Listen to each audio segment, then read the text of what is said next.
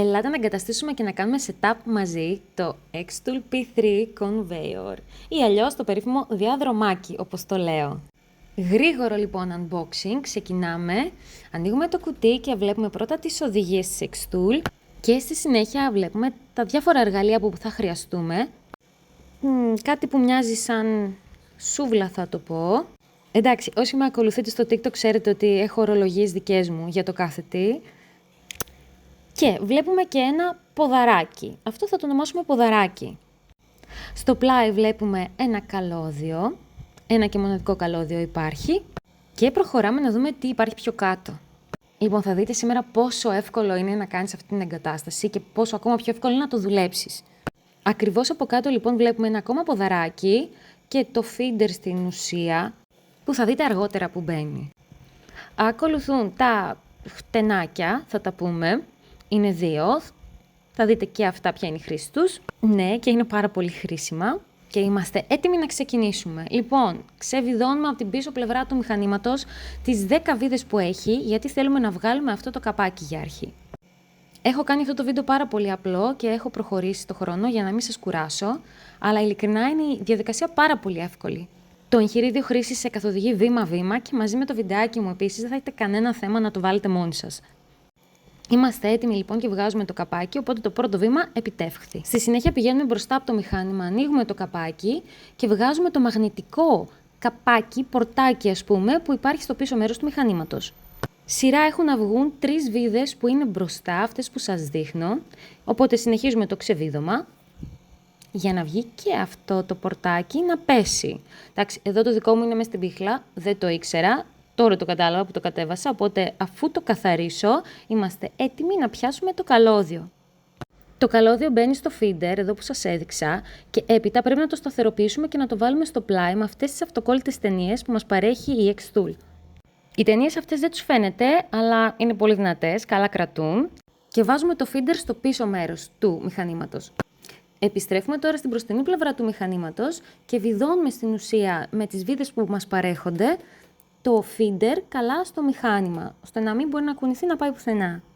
Παίρνουμε τη σούβλα και πάμε και τη βιδώνουμε και αυτήν μπροστά στο μηχάνημα, κάτω, εκεί που είναι οι ράγες, όπως θα δείτε, και από τη μια πλευρά, από αριστερά και από δεξιά.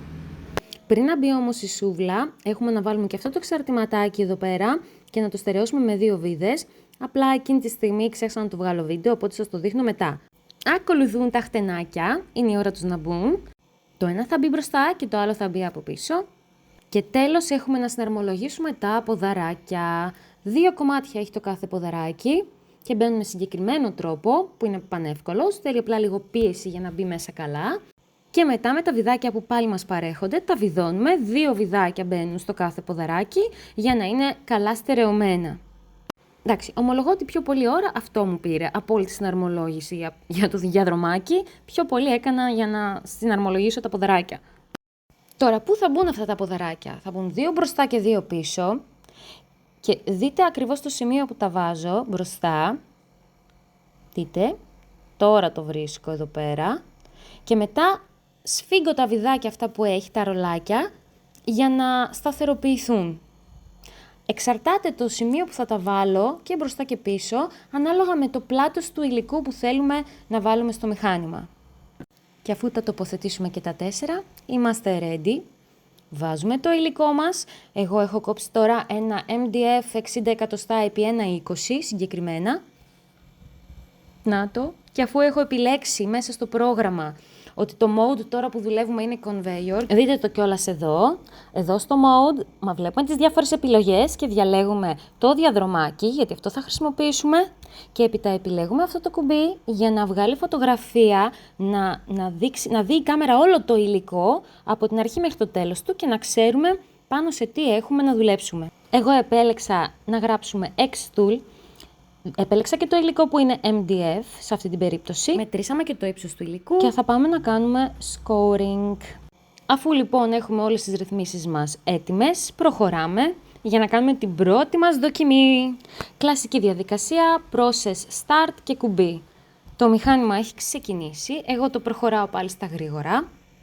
Και Κάθομαι μπροστά του και το βλέπω που το πηγαίνω, φέρνει μπροστά πίσω και έχω αυτό το άγχος να μην χτυπήσει πίσω στον τοίχο, γιατί δεν έχω και πάρα πολύ χώρο εδώ πέρα που έχω βάλει το μηχάνημα, αλλά ταυτόχρονα το καμαρώνω.